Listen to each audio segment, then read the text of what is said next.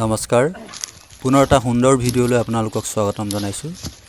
অসম নাগালেণ্ড সীমান্তৰ গোলাঘাট জিলাৰ মেৰাপানীৰ দৈয়াং নৈ পাৰত জৈৱিক কৃষি প্ৰণালীৰে কৃষি বিপ্লৱৰ সূচনা কৰিছে এদল উদ্যমী কৃষকে।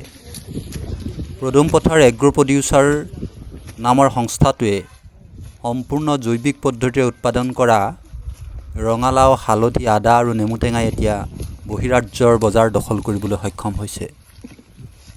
চলিত বৰ্ষতেই বহিৰাজ্য উৰিষ্যা, মহাৰাষ্ট্ৰ আৰু তেলেংগানালৈ 400 মেট্ৰিক টন আদা আৰু মিজোৰাম, উৰিষ্যালৈ 50 মেট্ৰিক টন হালধিৰ ৰপ্তানি সম্পন্ন কৰিছে পদুম পথাৰ এগ্ৰ' প্ৰডিউচাৰ সংস্থাই। দৈয়াং নদীৰ পাৰৰ 1500 হেক্টৰ উৰ্বৰ ভূমিত প্ৰায় 1500 কৃষকক একত্ৰিত কৰি অব্যাহত থকা এই জৈৱিক কৃষি প্ৰণালীক ইতিমধ্যেই স্বীকৃতি প্ৰদান কৰিছে ৰাজ্যৰ কৃষি বিভাগে। বৰ্তমান কৃষকৰ দলটোৱে 70 বিঘা মাটিত কৰা ৰঙালাও খেতিৰ পৰা 2000 কুইণ্টল ৰঙালাও উৎপাদন কৰি স্থানীয় বজাৰত বিক্ৰী কৰি আছে।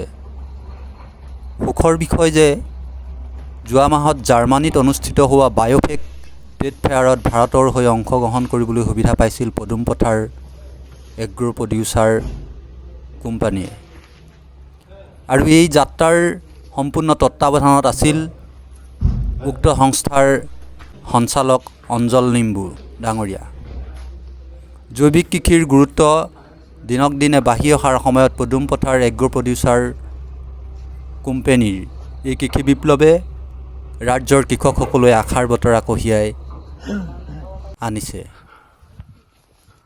ভৱিষ্যতৰ দিনত নিশ্চয়কৈ কৃষিখণ্ডৰ যোগেদি ৰাজ্যৰ শিক্ষিত নিবনুৱাই হওক বা অশিক্ষিত নিবনুৱাই হওক আৰ্থিকভাৱে স্বাৱলম্বী হোৱাৰ বাট নিশ্চয়কৈ প্ৰশস্ত হ'ব।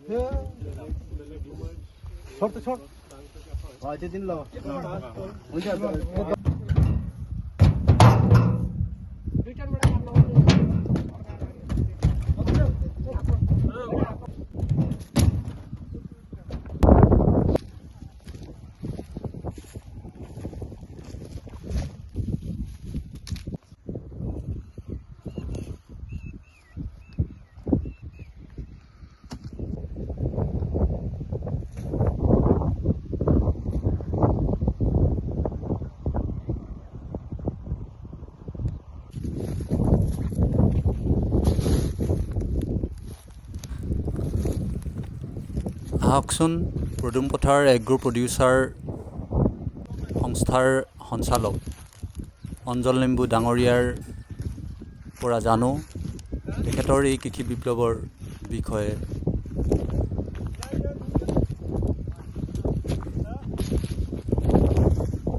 আমাৰ পদুম পথাৰ এগ্ৰ' অৰ্গেনিক প্ৰডিউচাৰ কোম্পানী লিমিটেডত 1500 কৃষক আৰু 1500 হেক্টৰ লেণ্ড এৰিয়াত আমি জৈৱিক পদ্ধতিত খেতি কৰোঁ আৰু মুখ্য খেতি হিচাপে আদা আৰু হালধি কৰা হয়। তাৰ উপৰিও আমি ৰঙালাও, অমিতা, কাজি নেমু আৰু কল মানে শাক পাচলি আদি আমি জৈৱিক পদ্ধতিত কৰা হয়।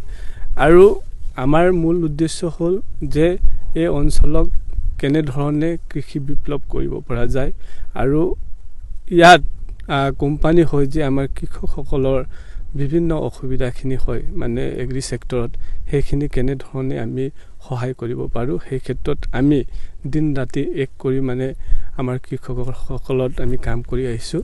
আৰু যথেষ্ট আমাৰ কৃষকসকলে কাম কৰিছে। এতিয়া জৈৱিক পদ্ধতিত আদা আৰু হালধি বা আপোনাৰ জালুক খেতি, নেমু খেতি জৈৱিক পদ্ধতিত কৰাৰ কাৰণে আমি ভাৰতৰ যোৱা বছৰ আমি 16টা বহিৰাজ্যলৈ আমি ৰপ্তানি কৰিছোঁ আৰু যোৱা বছৰ আমি ডুবাইলৈ 20 মেট্ৰিক টন আমি আদা এক্সপৰ্ট কৰিবৰ কাৰণে সক্ষম হৈছোঁ।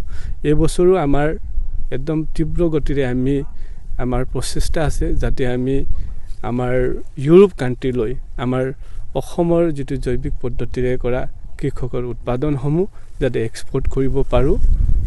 এই বছৰ সঁচাকৈ যোৱা ইংৰাজী 11, 12, 13 আৰু 14 তাৰিখে জাৰ্মানীত অনুষ্ঠিত এখন বায়োফেক ট্ৰেড ফেয়াৰত আমি অংশগ্ৰহণ কৰিছোঁ। তাত বিশ্বৰ বিভিন্ন দেশৰ মানে এক্সপৰ্টাৰসকলৰ লগত আমাৰ লগ হ'ল, কথা বতৰা হ'ল আৰু খুব কম সময়ত তেখেতসকলে তাত ট্ৰাই কৰিছে যে অসমৰ যিটো উৎপাদনসমূহ ইউৰোপ কাণ্ট্ৰিলৈ এক্সপৰ্ট কৰাৰ ক্ষেত্ৰত। আৰু তেখেতে আমাৰ চেম্পুলসকল মানে প্ৰায় আমি 22টা দেশত মানে আমাৰ চেম্পুল দিছোঁ। আদা, হালধি, ক'লা চাউল, ৰঙা চাউল, জহা চাউল তেনেকৈ মানে আমি এক্সপৰ্টাৰসকলক দিছোঁ। এইটো লেবৰেটৰীত টেষ্ট হৈছে। ৰিপৰ্ট অহাৰ লগে লগে যদি ৰিপৰ্ট আমাৰ পজিটিভ হয় 100%, আমাৰ অসমৰ মানে জৈৱিক পদ্ধতিত কৰা ফচলসমূহ মানে ইউৰোপ কাণ্ট্ৰিলৈ এক্সপৰ্ট হ'ব।